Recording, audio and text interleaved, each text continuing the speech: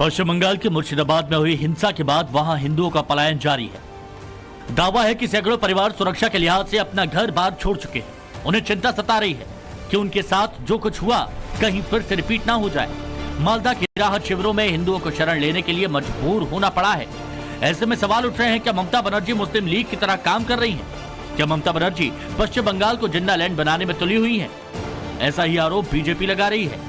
BJP नेता तरुण चुग ने आरोप लगाया कि ममता पश्चिम बंगाल को जिन्ना लैंड बनाना चाहती है। ममता सरकार अल्पसंख्यक तुष्टीकरण के नाम पर हिंदुओं की सुरक्षा से लगातार समझौता करती आ रही है। आज उनकी छवि एक मॉडर्न जिन्ना के रूप में स्थापित हो चुकी है और उनकी पार्टी टीएमसी मुस्लिम लीग का काम कर रही है। आज की घटनाएं 40 के दशक के मुस्लिम लीग के डायरेक्ट एक्शन की तरह हैं। तब भी उस समय के हुक्मरानों ने हाथ बांध रखे थे, आंखों पर पट्टी बांध रखी थी। आज भी बंगाल में जो काम मुस्लिम लीग कर रही थी, आज तृणमूल कांग्रेस कर रही है। जो जिन्ना कर रहे थे वो ममता बनर्जी कर रही हैं और डायरेक्ट एक्शन जैसी घटिया घटनाएं। तरुण चुग ममता सरकार पर आरोप लगा रहे हैं, यह पश्चिम बंगाल के हिंदुओं का वो स्याह सच है जिसमें दर्द है, गुस्सा है, सवाल है और खौफ भी है। वह डर के साए में जी रहे हिंदुओं की आप बीती उन्हीं की जुबानी सुनिए, जो बेहद डरावनी है। पश्चिम बंगाल में जन्म लिया है, हिंदू होकर जन्म लिया, ये पाप कर दिया है। बस हिंदू होना हमारे लिए पाप है, अभिशाप है, इसलिए हमारा इतना क्षति हो रहा है। लग रहा था हम मर ही जाएंगे वहाँ पे। यहाँ पे लगा मुस्लिम का दुकान है, नहीं तो कुछ किया, और वहाँ पे हिंदू का दुकान है, उसके बगल में ही तो उसको लूटो। हिंदू होके पाप किए हैं या रहने नहीं देगा, पास करने नहीं देगा ये देश में। बताइए, छोटा छोटा बच्चा लोग को नहीं छोड़ रहा है। तो हमको बोल रहा है जे कि तुम्हारा इज्जत दो, हम तुम्हारा पति को भिक्षा देंगे, जान भिक्षा देंगे, ऐसा बोल रहे हैं हमको। हिंदू के लिए सेफ नहीं है। अभी ये मिनी पाकिस्तान बन चुका है, ये मिनी पाकिस्तान बना दिया गया है। आदमी गिना नहीं जाएगा सर, इतना आदमी था गिना नहीं जाएगा। मुसलमान का दुकान है, ये भी मुसलमान का दुकान है, किसी का कोई क्षति नहीं, मगर हमारा दुकान सब तोड़ा, लात मारा, ग्रिल में लात मारा है। हिंदुस्तान है लेकिन पाकिस्तान बना के रखा है। हम लोग चाहे अपना सुरक्षा चाहे, हम लोग राष्ट्रपति शासन चाहिए। हिंदू जान की भीख मांग रहे हैं, लेकिन तुष्टीकरण की राजनीति के लिए ममता दीदी को हिंदुओं पर होता अत्याचार नजर नहीं आ रहा। वक्फ बिल के नाम पर हिंसा और फिर हिंदुओं को निशाना बनाना, आखिर इसके पीछे असल मंशा क्या है? ममता बनर्जी ही नहीं, तुष्टीकरण की राजनीति करने वाले तमाम सियासतदान जानबूझकर मुसलमानों को भड़काकर हिंसा भड़काना चाहते हैं, जिससे उनकी सियासी दुकान चलती रहे। मौलाना साजिद रशीदी ने ऐसे राजनेताओं पर करारा प्रहार किया। ये लोग जानबूझकर हिंसा भड़काना चाहते हैं, हिंसा भड़काना चाहते हैं। ये आप सुद्दीन ओवैसी का बयान देखिए, मुसलमानों उठो, उठने का वक्त आ गया है, तुम्हारे सर पे तलवार लटकी हुई है, तुम्हारी मस्जिदों को खतरा है। ये ऐसे बयान हैं जो किसी भी धर्म के मानने वाले के जज्बात को भड़का सकता है, और जब जज्बात भड़केंगे तो हिंसा होगी, हिंसा होगी, हिंदू मुस्लिम नफरत फैलेगी। फिर यही ओवैसी खड़े होकर पता क्या बोलेंगे? ये बोलेंगे अब हिंदुस्तान में मुसलमान का रहना गलत है, मुसलमान हिंदुस्तान में नहीं रह सकता, महफूज नहीं है, लाओ हमें अलग मुल्क दे दो पाकिस्तान की तरह। इसका मंशा ये है। ऐसे में सवाल है, क्या वोट बैंक की राजनीति के लिए ममता बनर्जी पश्चिम बंगाल को जिन्ना लैंड बनाना चाहती हैं? क्या ममता बनर्जी मुस्लिम लीग की तरह काम कर रही हैं? सवाल ये भी है, क्या पश्चिम बंगाल में हिंदू होना गुनाह है? सवाल ये भी है, क्या बंगाल में दीदी राज में उपद्रवियों और दंगाइयों को खुली छूट है? Bureau report, times now Bharat. तो रिपोर्ट आप देख चुके हैं। अब जो मेहमान हमारे साथ जुड़े हैं उनसे हम आपको मिलवाते हैं। हमारे साथ अभी इस चर्चा में जुड़े हुए हैं डॉक्टर शतरूपा जी, बीजेपी की प्रवक्ता हैं। हमारे साथ शुभ्राष्ठा जी, राजनीतिक विश्लेषक जुड़ी हुई हैं। हमारे साथ में अभी इस वक्त मुमताज आलम रिजवी साहब, इस्लामिक स्कॉलर जुड़े हुए हैं, और भी कई मेहमान हमारे साथ में जुड़ेंगे, उनसे भी हम आपको मिलवाएंगे। आप सभी का भी स्वागत है। डॉक्टर शतरूपा जी, क्यों आपको ऐसा लगता है कि जिन्ना लैंड बनाने की कोशिश पश्चिम बंगाल में की जा रही है?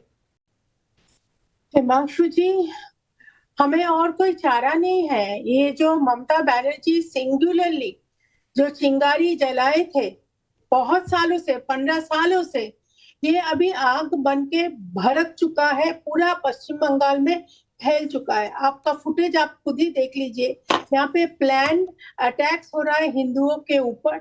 अभी हिंदू पोग्राम चल रहा है, हिंदुओं भाग रहे हैं मुर्शिदाबाद से, सेफर जोन में भाग रहा है, लेकिन पश्चिम बंगाल में कोई सेफ जोन नहीं है। चुन चुन के हिंदुओं को मार रहे हैं, कत्ल कर रहा है एकदम।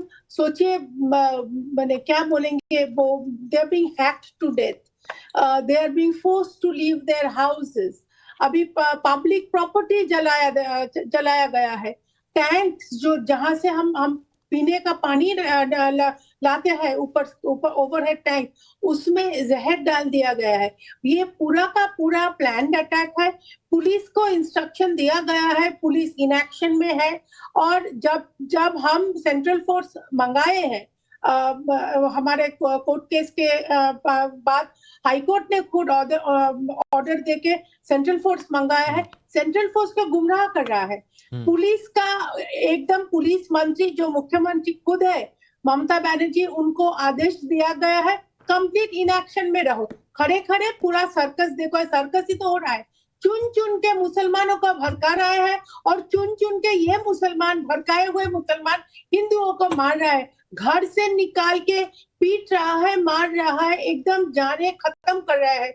हिंदू औरतों को बोल रहा है कि तुम अपना शाखा पौला, वो जो हिंदू सिंबल्स जो है सब कुछ खोलो, इज्जत मुसलमान के हाथ में दे दो, फिर उनका पतियों का जान बख्शा जाएगा। ये कौन सा राज है? ये तो सरासर जिन्ना का राज है। ममता बनर्जी के ये प्लान्ड अटेम्प्ट है, प्लान एकदम कॉन्स्पिरेसी। वो खुद बोल रहा है कि सब जगह षड्यंत्र चल रहा है, हम बोल रहे हैं पूरा नेशनल टेलीविजन पर।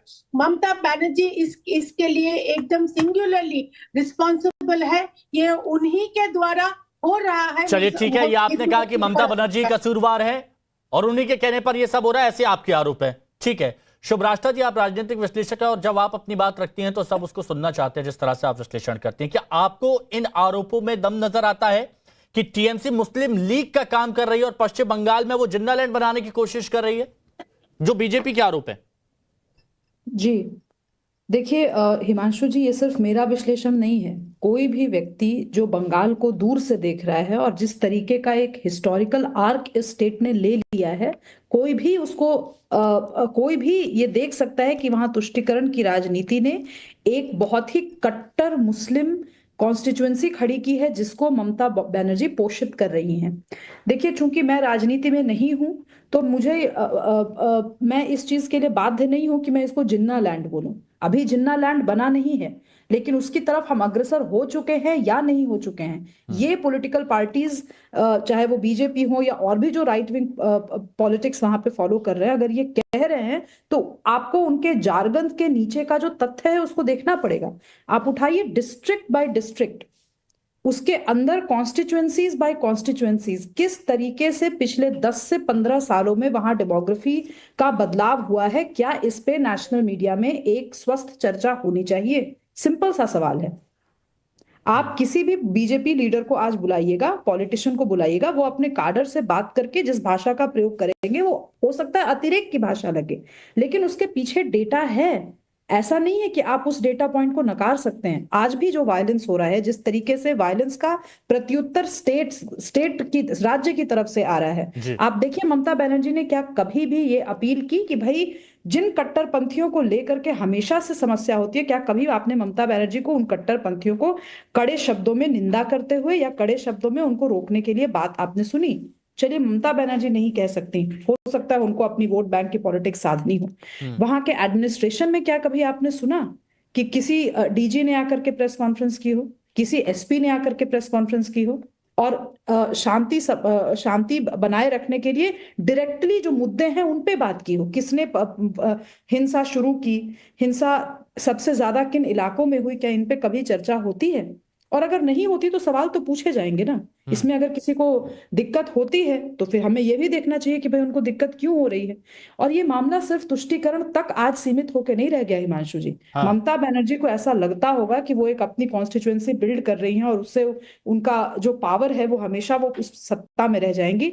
ये आज कल्चर की लड़ाई हो गई है और सबसे ज्यादा डर मुझे लगता है इस देश में प्रबुद्ध लोगों को इसी चीज का है। एक कल्चर की लड़ाई हमने जम्मू कश्मीर में देखी। ठीक है। ये चीज क्या हम इस अपनी आंखों के सामने एक दूसरा कश्मीर बनते देखना चाहते हैं? सवाल ये है। अच्छा ठीक है, मैं जान लेता हूं। मुमताज आलम रिजवी साहब इस्लामिक स्कॉलर है। मुमताज आलम रिजवी साहब, तस्वीरें तो आपने भी देखी होंगी मुर्शिदाबाद की अलग अलग जगह से जो तस्वीरें सामने आई हैं। घरों में ताले लग गए हैं, लोग बाग थोड़ा बहुत सामान लेकर, जो थोड़ा बहुत सामान है बस वही लेकर राहत शिविरों में है। और वो राहत शिविरों में है जहां पर सरकार की तरफ से अब सरकार की तरफ से जब वहां इतने सारे परिवार आ गए तो कुछ व्यवस्था कराई जा रही है कि उनके खाने पीने की कुछ व्यवस्था करा दी जाए। इस तरह के हालात आपको क्या लगता है क्यों हुए? देखिए हिमांशु जी, बहुत बहुत शुक्रिया। मुझे लग रहा है कि देश में जिस तरह की राजनीति की जा रही है ये उसका नतीजा है। इससे न तो मुसलमानों का कोई फायदा होने वाला है, भला होने वाला है, और न तो कोई हिंदुओं को भला होने वाला है। लेकिन जो लोग हिंदू मुस्लिम की राजनीति करते हैं उनका जरूर इसमें फायदा हो रहा है। और कई बार हो सकता है ये बात गिरा गुजरे, लेकिन कई बार ऐसा लगता है जब हम बंगाल को देखते हैं, मगरबी बंगाल को, कि वहां टीएमसी और बीजेपी की नूरा कुश्ती है। वो इस तरह की राजनीति करना चाहते हैं ताकि वहां पे कांग्रेस, लेफ्ट और तमाम पार्टियों को हटा करके और हम ही दोनों मेन पार्टी बन करके और वहां इस तरह की राजनीति करते रहे। और जहां तक मुस्लिम अपीजमेंट की बात है तो मैं तो कहता हूं हिंदू अपीजमेंट भी वहां पे किया जा रहा है। और ये राजनीति आज से नहीं आ रही है। मुजफ्फरनगर में जिसे मिनी पाकिस्तान कहा जाता था, 50,000 लोग मुसलमान वहां से पलायन करने में मजबूर हो गए थे। आज भी बहुत सारे लोग कैंपों में रह रहे हैं या अपने गांव नहीं लौट सके हैं, कोई नई बस्ती वहां पे बसा ली और वो रह रहे हैं। तो इस तरह की राजनीति, और आसाम की यही हालत आप जाकर के देख लीजिए जहां मुसलमानों की क्या हालत है। तो ये बात जो है मैं कह रहा हूं कि इसमें ये भी बहुत अफसोसनाक है, बहुत खतरनाक है। मैं कह रहा हूं ये नहीं होना चाहिए। जो लोग हिंदू मुस्लिम की राजनीति करते हैं उनको सोचना चाहिए कि इससे क्या भला वो करना चाहते हैं, देश को कहां ले जाना चाहते हैं, क्यों इस तरह का नुकसान पहुंचा रहे हैं। मुझे बहुत अफसोस हो रहा है। तो ये ओवैसी, तो ये जो आपको अफसोस हो रहा है तो ये ओवैसी साहब के लिए है कि वो भी इस तरह की बयानबाजी देते हैं? नहीं, देखिए एक तरफा सिर्फ आप ओवैसी को क्यों कह रहे हैं? मैंने पूछा आपसे। सेना ने अभी जिस तरह का नारे दिए ना, अच्छा तो ये कह सकते हैं कि उनके लिए भी है, उनके लिए भी है करने की बात कही, वो अच्छी कही क्या? सुनिए ना, जिस तरह तो आप ये कह सकते हैं कि उनके लिए भी है, अच्छी बात, सिर्फ एक तरफा बात न कीजिए। नहीं अच्छा, मुमताज आलम रिजवी साहब सुनिए ना, मैं एक तरफा बात नहीं कर रहा, सुनिए। तो क्या ये कह सकते हैं कि उनके लिए भी है?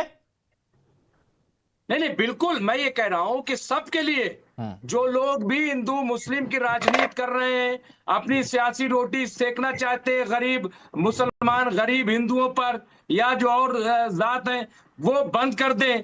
ये बहुत खतरनाक है, ये देश के लिए फायदेमंद नहीं और इससे किसी का भला होने वाला नहीं। हो सकता है कि इनके सरकार बनाने में कुछ मदद हो जाए, वरना आम लोगों का सिवाय नुकसान, आम पिस्ता आम आदमी है। शतरूपा जी कुछ कह रही है, प्लीज बोलिए। जी, ये जो रिजवी साहब का जो रवैया है यही एकदम इतना डेंजरस हो गया है। यही है अपीजमेंट का डायरेक्ट रिजल्ट। आप सोचिए, ये रिजवी साहब ऑनलाइन वो नेशनल चैनल पे कह रहा है हमारा बंगाल में कैबिनेट मिनिस्टर रैंक के लोग, सिद्दीकुल्ला चौधरी ओपनली कहता है ये बंगाल को टाइट देगा, ऐसा जमायत करता है और वो ओपनली बोलता है कि मुख्यमंत्री खुद फोन करके कॉन्ग्रेचुलेट किया है। ऐसा हाल है बंगाल का। आप सोचिए, हुमायूं कबीर है जो वहाँ के एमएलए है, वो ओपनली बोलता है कि हिंदुओं को बहा देगा भागीरथी नदी में। आप सोचिए, फिरहाद हाकिम जो कोलकाता का मेयर है, जो अर्बन डेवलपमेंट मिनिस्टर है, खास मिनिस्टर है, मुख्यमंत्री का बहुत खास है, वो बोलता है कि हिंदुओं को तो माने जन्म लेने में भूल हो गया है, उन लोगों को मुसलमान होके जन्म लेना चाहिए। मुसलमान लोगों को उकसाता है कि माइनॉरिटी से मेजॉरिटी होता है। हिमांशु, मुझे एक चीज याद आ रहा है, सरदार पटेल ने 1947 में कहा था जो लोग पाकिस्तान के लिए जिम्मेदार है, जिन्ना के बारे में आपने एकदम खास करके आपका शो आपने ओपन नहीं किया है, जिन्ना लैंड। अच्छा सुनिए ना, आप लोग हमारे साथ बने रहिए। तौसीफ खान हमारे साथ, राजनीतिक विश्लेषक, टीएमसी समर्थक, वो भी जुड़ चुके हैं और साजिद रशीदी जी भी जुड़ चुके हैं। लेकिन एक बड़ी खबर पश्चिम बंगाल के भांगर से इस वक्त की बड़ी खबर आ रही है। वक्फ कानून के खिलाफ विरोध प्रदर्शन हो रहा है। विरोध मार्च निकाल रहे लोगों को पुलिस ने रोका तो धक्का मुक्की करने पर यहां पर धक्का मुक्की हो गई और फिर उसके बाद पुलिस को लाठीचार्ज करना पड़ा। प्रदर्शनकारियों को हटाने के लिए लाठीचार्ज करना पड़ा। तस्वीरें आप देख लीजिए। ये तस्वीरें आपके सामने। तो यहां पर आप देखेंगे लोगों की भीड़ है, बीच सड़क पर हंगामा हो रहा है। और ये जो आप तस्वीरें देख रहे हैं, ये पश्चिम बंगाल के बांगर से तस्वीरें आई। चलिए, ये तस्वीरें हम दिखा रहे हैं, हर जगह का अपडेट भी आपको नवभारत पर दिखाएंगे। ये देखिए, वैसे कुछ पत्थर तो यहां पर भी दिखने अभी से ही शुरू हो गए। हालांकि पुलिस यहां पर सब कंट्रोल करने की कोशिश कर रही है, लेकिन तौसीफ हमारे साथ में जुड़ चुके हैं। तौसीफ जी, पश्चिम बंगाल के बारे में बीजेपी आरोप लगा रही है कि मुस्लिम लीग की तरह काम करने की कोशिश ममता सरकार वहां पर कर रही है। और वहां पर जिस तरह के मंत्रियों के बयान आए हैं, शत्रुपा जी कह रही हैं, जिस तरह के मंत्रियों के बयान आए हैं, उस वजह से बहुत से ऐसे मुस्लिम हैं जो शिक्षित नहीं है, वो इतना भड़क गए कि उन्होंने देखा कि जहां पर हिंदू है वहां पर पथराव शुरू कर दिया, वहां पर हंगामा शुरू कर दिया और फिर पलायन की भी खबरें। देखिए, बीजेपी तो एक थर्ड क्लास पार्टी है। वो कभी भी कोई भी बात बोलेगी तो उसको कम्युनल एंगल लेके ही बोलेगी। बीजेपी को ऐसी बात बोलना ये चाहिए कि स्टेट में वो बीजेपी एक अपोजिशन का एक इम्पोर्टेंट रोल प्ले करे। अगर यहाँ की जनता, जो कि मेजॉरिटी मैक्सिमम यहाँ की जो जनता है बंगाल में, जो मुस्लिम में है, वो लोग इसका विरोध कर रहे हैं। और उनके साथ साथ नॉन मुस्लिम्स भी कई समाज के लोग हैं, बुद्धिजीवी लोग, जो इस बात को मानते हैं कि हाँ, वक्फ अमेंडमेंट जो है उससे नुकसान होगा, वक्फ प्रॉपर्टी ये अनकॉन्स्टिट्यूशनल है, वो भी मानते हैं। ऐसे में बीजेपी को जो है क्या पड़ी है कि भाई वो भी जो है सपोर्ट में बोलेंगी, वो भी जो है लोगों को बोलेंगे तुम लोग भी रैली निकालो, तुम लोग बोलो कि नहीं वक्फ बिल मानना होगा। भाई अगर एक समुदाय, एक ग्रुप, एक जगह के लोग अपना प्रोटेस्ट रैली निकाल रहे हैं कि हम वक्फ बिल का विरोध करते हैं, वक्फ अमेंडमेंट के खिलाफ सुप्रीम कोर्ट में याचिका फाइल हुई, तो उनके काउंटर में अब ये क्यों एक नया ग्रुप खड़ा हो जाएगा कि नहीं हम समर्थन करते। भाई ये कानून जो है ये मुस्लिम संपत्ति के खिलाफ लाया जा रहा है। ये जो है कानून पर तो चर्चा हो, अच्छे तरीके से चर्चा हो, आप तर्कों के साथ बात रखें, अच्छी बात है। लेकिन यहां जो हंगामा हो रहा है, जिस तरह से उपद्रव हो रहा है, हिंसा हो रही है, आगजनी हो रही है, उस पर आप क्या कहेंगे? अगर उस पर बीजेपी विपक्ष होने का अपना धर्म निभाए तो आप कहते हैं कि थर्ड क्लास पार्टी है। देखिए, शमशेरगंज और स्तुति दो जगह मुर्शिदाबाद में आगजनी हुई है और वो कंट्रोल में है। वहां पे पुलिस है, वहां पे सेंट्रल फोर्स है, वहां पे बीएसएफ है, वो कंट्रोल में। आज जो आप दृश्य दिखा रहे हैं, लोगों का पलायन हो गया क्या? पलायन जो हुआ है वो नहीं, भानगढ़ में जो अभी निकला जुलूस, ये तो वो जब तक शांतिपूर्वक है। भाई पलायन हुआ है कि नहीं हुआ है? शांतिपूर्वक नहीं रहेगा तो पुलिस उसके खिलाफ। इतने लोगों का पलायन हो गया, लोग घरों में ताले लगा के चले गए, ना जाने कब लौटेंगे, उस पर क्या? इसको लेकर के तृणमूल के एमपी सौगता राय ने ऑलरेडी मीडिया से बताया है कि हाँ, कुछ टेम्पररी मूवमेंट हुआ है, लेकिन इसको ये कह देना कि एक्सोडस हो रहा है, बड़े तौर पे हिंदू मुस्लिम का रंग देना, ये देखिए ये थर्ड क्लास बीजेपी पार्टी ऐसे ही करती है। शुभ्रास्ता जी आप अपनी बात रख लीजिएगा, शुभ्रास्ता जी आप अपनी बात रख लीजिए, लेकिन एक रिपोर्ट में दिखा देता हूं। देखिए, हमारी सहयोगी है पूजा मेहता, जहां पर कोई नहीं जा पा रहा वहां पर वो जा रही है, और जाने के बाद जो रिपोर्ट तैयार कर रही है, प्लीज एक बार देखिए जरा। ये पूरा गांव खाली हो चुका है। यहाँ से लोग शरण लेने के लिए सेफ जगहों पर गए हैं, राहत शिविरों में गए हैं। इस घर में हम हालांकि आपको नहीं दिखा रहे हैं कि उनके जो परिजन यहाँ पे रहते हैं, क्योंकि उनकी जान को खतरा हो सकता है, लेकिन क्योंकि अभी बहुत से ऐसे काम बाकी है जैसे लास्ट राइट्स करने हैं, तो इसलिए जो है वो यहाँ पर है। लेकिन हम आपको और दिखाते हैं। देखिए किस तरह से एक और घर पर ताला है। यहाँ पर घर वाले जो है, ये हिंदू परिवार घर छोड़कर जा चुका है, और उसके बाद एक और परिवार देखिए यहाँ पर भी है जो ताला लगाकर इस कमरे को छोड़कर जा चुका है। देखिए यहाँ पर भी किस तरह से ताला लगा हुआ है। लोग अपने घरों को छोड़कर इस दहशत में जो है वो जा चुके हैं। यहाँ पर भी एक घर है जिस पर ताला लगा हुआ है। जिस घर में कुछ लोग मौजूद थे, जो नहीं दिखाया वो इसीलिए क्योंकि वहां पर एक बाप बेटे की मौत हो गई थी, वहां पर लास्ट रिचुअल्स थे वो। शुभ्रास्ता जी कुछ कह रही हैं, प्लीज आ रहा हूं रशीदी साहब। देखिए, मुझे इनकी जो इन्होंने भाषाई सीमाएं लांघी है, मुझे उस पर बात नहीं करनी, तौसीफ के बारे में मैं बात कर रही हूँ। लेकिन मुझे इससे घोर आपत्ति है कि टीएमसी के समर्थक, पॉलिटिकल एनालिस्ट आकर ये कहें कि ऑपोजिशन को किस तरीके से बिहेव करना चाहिए, क्या करना चाहिए और लोगों को क्या करना चाहिए। कौन है आप? टीएमसी सत्ता में है। टीएमसी को अगर विरोध करना था वक्फ का तो पार्लियामेंट में करती ना। पार्लियामेंट में तो ऐसी कोई भी हमने तकरीरें नहीं सुनी उनकी तरफ से जिसको लेकर के इन्होंने न तो कोई ऐसा अमेंडमेंट में ऐसे संशोधन इन्होंने आमूलचूल बदलाव करते हुए कहे हों वक्फ को लेकर के, जिसको लेकर के देश में पॉलिसी वाइड चर्चा हो, और उसके बाद सड़कों पर आगजनी करने उतरे मुस्लिम कट्टरपंथी। ममता बनर्जी के मुंह से बकार नहीं निकले, स्टेट के डीजी से बकार के मुंह से बकार नहीं निकले, स्टेट के किसी भी पुलिस अधिकारी, कोई पुलिस अधिकारी छोड़ दीजिए, किसी भी एडमिनिस्ट्रेटिव यूनिट से कोई ना एक प्रेस रिलीज तक जारी हो रही है अपील करने के लिए मुस्लिम कट्टरपंथियों को कि आप हिंदुओं की दुकानें जलाना बंद कीजिए, क्योंकि ये हिंदुओं का एजेंडा नहीं था, ये देश की संसद का एजेंडा था। और उसके बाद यहां बैठ करके हम बकवास सुने कुछ प्रवक्ताओं से इस सेंस में कि लोगों को किस तरीके की भाषा प्रयोग करनी चाहिए, ऑपोजिशन को कैसे बिहेव करना चाहिए। अरे लॉ एंड ऑर्डर नहीं संभल रहा, छोड़ दो यार, रेजिडेंट रूल लगाओ स्टेट में। किस तरीके की बात है ये? मतलब मैं हिमांशु जी, मैं इस चीज को सुन करके मेरा, क्योंकि तौसीफ, यही अंग्रेजी डिबेट में आप तौसीफ को बिठाइए, इनकी भाषा बदल जाएगी, इनका बॉडी लैंग्वेज बदल जाएगा, और ये बहुत गलत है। क्योंकि आप अगर कॉन्स्टिट्यूएंसी को केटर करते हैं तो फिर आपके साथ भी वही व्यवहार होगा। मैं तो स्पष्ट पूछ रही हूँ, क्या बंगाल में मुस्लिम चरमपंथ, कट्टरपंथ हावी नहीं हो रहा? आप उसको टेम्परेरी सीधा सवाल, सीधा जवाब प्लीज बता दें। नहीं, एक सेकंड हिमांशु जी, क्या स्टेट्स गवर्नमेंट ने कोई रिपोर्ट जारी की है आधिकारिक ये कहते हुए कि मैं प्लीज शुभरास्ता जी रोकना पड़ेगा, क्योंकि एक बहुत बड़ी खबर आ रही है बंगाल पुलिस के हवाले से, सूत्रों से एक बड़ी खबर, वो यहां पर बताना बहुत ज्यादा जरूरी है।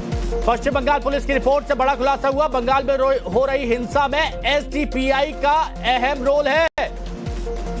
एसडीपीआई का अहम रोल है, social democratic party of India, SDPI का अहम रोल। वक्फ कानून को मुद्दा बना रही है एसडीपीआई, सूत्रों से हवाले ये खबर, और ये पश्चिम बंगाल पुलिस की तरफ से जो खबर अभी तक की इस मामले में बड़ी आ रही है, घर घर कैंपेन चलाने की बात कही गई है।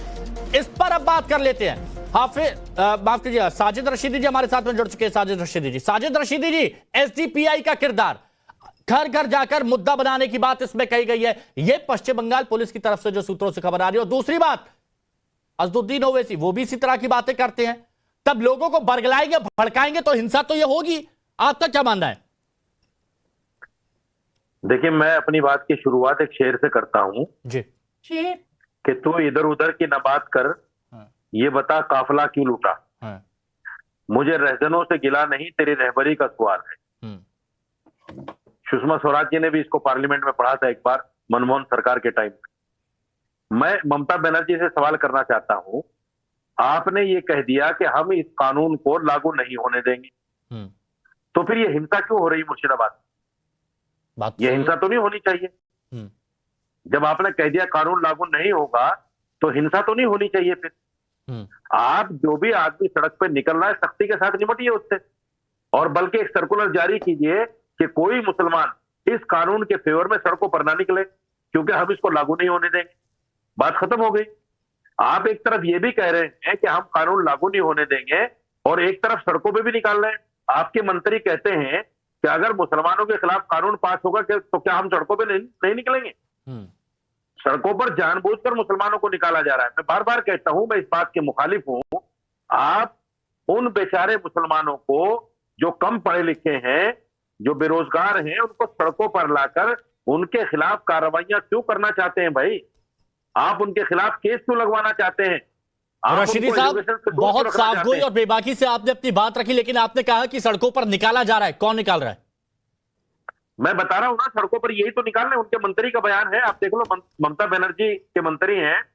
तौसीफ भाई, अब क्या कहेंगे बताइए? जब ममता दीदी ने खुद कह दिया है कि हम लागू नहीं होने देंगे, फिर उनके मंत्रियों के ऐसे बयान, आग फोड़ने वाले बयान। नहीं, देखिए, ये बात कर रहे हैं मंत्री जी की, सिद्दीकुल्ला चौधरी की। उनकी जो रैली हुई थी वो 3 दिन पहले हुई थी, रामलीला मैदान के अंदर कलकत्ता शहर में हुई थी, और उसमें हजारों लाखों की संख्या में लोग आए थे। उसमें कोई भी आगजनी का, कोई भी वायलेंस का घटना नहीं हुआ है। पहली बात ये। दूसरी ये कि ममता बनर्जी बार-बार कह रहे हैं, उन्होंने बयान दिया, हजार लोगों ने सुना, वो अपने घर गए, उन्होंने वो मैसेज किसी और को पहुंचाया, उन्होंने कहा कि भाई सरकार हमारे साथ है तो हम शांत क्यों हैं। मुर्शिदाबाद में भी जो रैली निकली थी वो पुरअमन थी। तौसीफ भाई, आपको क्या वाकई लगता है कि इस तरह की कुतर्क देके थोड़ा सा तौसीफ भाई लगता है आपको? जवाब दीजिए। अरे जो लोग बंगाल से नहीं है वो बंगाल पे सवाल कर रहे हैं, नहीं सीधे बताइए ना, कितना सही सवाल पूछा। और ये मुसलमानों को सुनना चाहिए जो पश्चिम बंगाल में है, सुनना चाहिए कि उन्हें कौन बरगला रहा है सड़क पर, कौन पहुंचा रहा है, कौन इस हिंसा में उनको आरोपित बनवा रहा है। मेरा एक सवाल है आपसे, मैं एक सवाल पूछ रहा हूँ हिमांशु से, शॉर्ट में। हाँ तौसीफ, मुझे बताओ, जब टीएमसी सरकार, ममता बनर्जी की सरकार ये कह रही कानून लागू नहीं होगा, तो मुसलमानों को वार्निंग क्यों नहीं दे रही है सरकार के सड़कों पर नहीं निकलना, नहीं तो कार्रवाई करेंगे? क्यों वार्निंग नहीं दे रही है? क्यों उनको निकलने के लिए तैयार किया जा रहा है? आपने ठीक है, अब आप सुन लीजिए, अब आप बीच में इंटरफेयर मत कीजिए। आपने सवाल पूछ लिया, मैंने जवाब दे दिया, दोबारा आपने सवाल किया। तो सवाल यह है कि भाई ममता बनर्जी ने बार बार अपील की है लोगों से कि वो यहाँ पे अमेंडमेंट लागू नहीं करेंगे, लेकिन ये बंगाल है, ये उत्तर प्रदेश नहीं है। उत्तर प्रदेश में लोगों को डंडा मारा जाता है, बुलडोजर चलाया जाता है, उनके प्रॉपर्टी छीन ली जाती है। बंगाल में कोई जवाब नहीं आप पर, कोई जवाब नहीं है, है इस बात से, कोई जवाब नहीं है। आप लोग रेसिस्ट, कम्युनल, आप लोग कैसे लोग हैं आप लोग? है तो उसके खिलाफ कार्रवाई होगी। बिना पैर की बातें आपको देख करके मैं बंगाल की तासीर नहीं व्याख्या करूंगी कि बंगाल की क्या तासीर है, क्योंकि आप शायद बंगाली हैं भी नहीं, जिस तरीके की बात आप बोल रहे हैं। एकदम नहीं है। आपको हिम्मत कैसे नहीं आता है? मुस्कुराइए मत, लोग मर रहे हैं, लोगों के घर जल रहे हैं और आप यहाँ बैठकर खीसे करने को नेशनल टेलीविजन पर। तौसीफ भाई, एक तो मुझे बड़ा ताज्जुब होता है, प्लीज मुझे एक बात कहनी है, मुझे बहुत ताज्जुब होता है कि इतना सेंसिटिव मुद्दा होता है, और इस सेंसिटिव मुद्दे पर अगर कोई गंभीर बात होती है तो आप मुस्कुराते हैं, आप हंसते हैं। वहां पर लोग घर पे ताला लगा के कहां रह रहे हैं, खाने का ठिकाना नहीं है। छोटी सी बच्ची कहती है कि मुझे लगा मैं मर जाऊंगी कैंपेन में, ये छोटी सी बच्ची कहती है कि मुझे लगा मैं मर जाऊंगी, और आप हंस रहे हैं। के मुंह पे स्मित मुस्कान हो ही नहीं सकती है। इस तरीके की विभत्स हिंसा देख करके किसी भी व्यक्ति की रूहें कांप जाए। लेकिन खैर, मौलाना रशीदी जी ने जो बात कही, उस बात पे मैं एक मिनट तौसीफ भाई, एक मिनट देखिए, जो जवाब अगर आप पॉइंट टू पॉइंट नहीं दे पाते तो उसके बाद प्लीज मुद्दे को डाइवर्ट मत करिए, या तो मुद्दे पर जवाब दे दीजिए। प्रदेश के कट्टर चरमपंथी मुसलमानों से इतना डर है कि वो प्रपत्र क्या जारी करेंगे, वो कम्युनिक क्या जारी करेंगे कि आप अपने घर में रहिए। मैं आ रहा हूं, शतरूपा जी लागू होने दूंगी। ममता बनर्जी को डर है कि कहीं उनका अपना घर, अपना बंगला ना फूक जाए। क्या बात कर रहे हैं आप? वो कभी नहीं आकर के कह सकती है ये चीज। दूसरी बात, आज एसडीपीआई पे इल्जाम लगा रहे हैं तो इनकी स्टेट इंटेलिजेंस झक मार रही थी इतने दिनों से। जब वक्त अमेंडमेंट आया तो क्या बंगाल पुलिस की जो स्टेट इंटेलिजेंस विंग है वो झक मार रही थी? उनको पता नहीं था कि एसडीपीआई इतना बड़ा कांड करने जा रही है? किस आप जो भी बोलिएगा आज हिमांशु, या जो भी कुतर्क आएंगे दूसरी तरफ से, ममता बनर्जी की एब्सोल्यूट फेलियर है और ये कॉन्स्टिट्यूशनल फेलियर। अब एसडीपीआई का जो नाम आया है पश्चिम बंगाल पुलिस की तरफ से, अब इस पर जरा मुमताज आलम रिजवी साहब से भी जान लेता हूं, क्या कहेंगे रिजवी साहब? एसडीपीआई के ऊपर आ रहा है अब।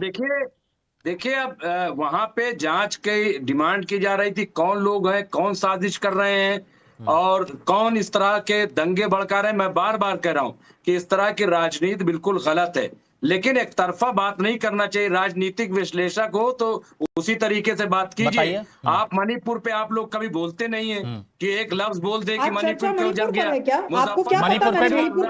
मणिपुर पे चर्चा करिए। आप आज से पश्चिम बंगाल पर अड़िग रही है। जब आपको मालूम नहीं हो तो क्यों यहाँ पर बैठ करके बकवास कर रहे हैं? क्यों इस तरीके का माहौल देश का? तौसीफ खान मुद्दा डाइवर्ट करने की कोशिश में लगे, अब मुमताज आलम रिजवी मुद्दा डाइवर्ट करने की कोशिश पर है। बात तो यही है, जब मुसलमानों की बात हो, हक की बात हो, तो आप मुद्दा डाइवर्ट कर दीजिए। ये उनकी बात है, क्योंकि सड़कों पर आप लोग उनको ले आए हैं, सड़कों पर आप मुसलमानों को ले आए हैं। परेशान यहां मुसलमान हो रहे हैं, वो मुसलमान हो रहे हैं जो गरीब हैं। नफरत और फिरका परस्ती में झोंका जा रहा है देश को। कौन झोंक रहा है? कौन झोंक रहा है?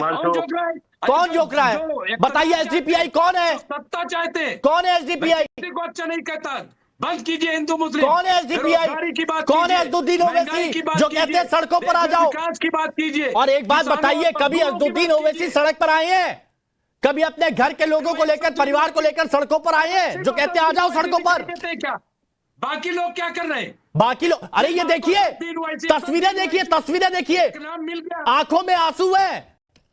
अरे मैं कह रहा हूं कि गलत है, मैं तो कह रहा हूं, मैं कब कह रहा हूं कि अच्छा हो रहा है, लेकिन जब डॉक्टर शतरूपा जी, एक सवाल देखिए, लोगों के सवाल भी हैं, लोगों के सवाल भी हैं।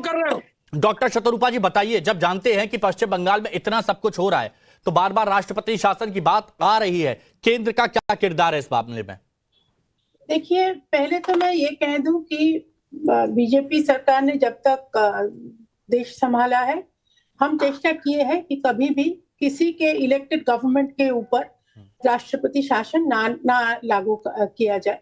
हाँ, एक्सेप्शंस हुआ है। कश्मीर जब हम आर्टिकल 370 डालने वाले थे तब थोड़ा समय के लिए, because it was part of the process. Manipur में हाल ही में हुआ है।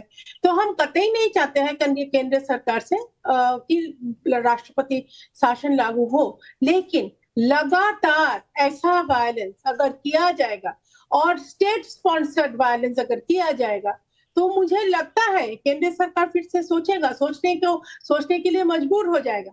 लेकिन हिमांशु, मुझे थोड़ा मोहलत दीजिए।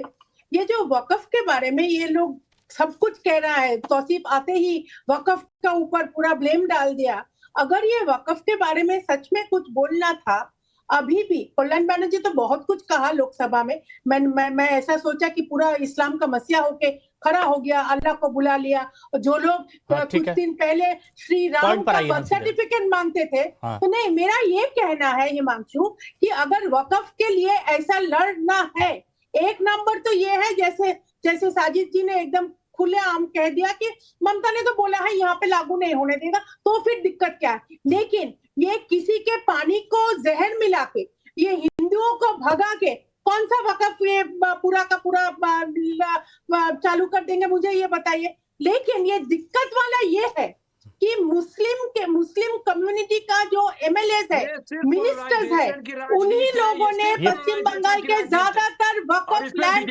हड़प करके रखा है। ठीक है, अच्छा एक बात है, दिक्कत है तौसीफ भाई, बंगाल की बहुत सी जनता जो हिंसाग्रस्त इलाकों में जो पीड़ित है, जो अपने छोटे छोटे बच्चों को बस एक दो जोड़ी कपड़े लेकर झोला में, जो अभी राहत शिविरों में रह रहे हैं, वो एक बात पूछ रहे हैं, क्या हिंदू होना जुर्म है पश्चिम बंगाल में? इसका जवाब दे दीजिए और प्लीज इस हिसाब से दीजिएगा कि उन लोगों को समझ में आए। देखिए, कौन क्या सवाल कर रहा है वो तो राजनीतिक सवाल करते हैं। बंगाल जो है, पीड़ितों की बात कर रहा हूं मैं पीड़ितों की बात कर रहा हूं, मैं उन लोगों की बात कर रहा हूं जिनके घर में कुछ नहीं है, सिर्फ झोले में दो जोड़ी कपड़े लेकर छोटे छोटे बच्चों को लेकर राहत शिविरों में रह रहे हैं। वो राजनीतिक सवाल कर रहे हैं। आप ही के हिमांशु जी, इसी शो में इसी तौसीफ ने आपकी मुझे जवाब देने कहा कि ये दीजिए। टेम्पोररी मूवमेंट है। मैं तो सिंपल सी बात कह रही हूँ, वेस्ट बंगाल गवर्नमेंट आप अपने मौके पर बोलिएगा, मुझे बोलने दीजिए। तो वो 2 पेज का नोट कहाँ है जिसमें इन्होंने ये गए हो, लोगों से बात की हो और ये टेम्पोररी मूव कर रहे हैं? मैं क्यों नहीं मानूं कि ये मास एक्सोडस है? क्योंकि जिस दहशत के माहौल में वो निकल रहे हैं, उनकी आंखों में आंसू है। छोटे छोटे बच्चे टेम्पोररीली मूव नहीं कर जाते।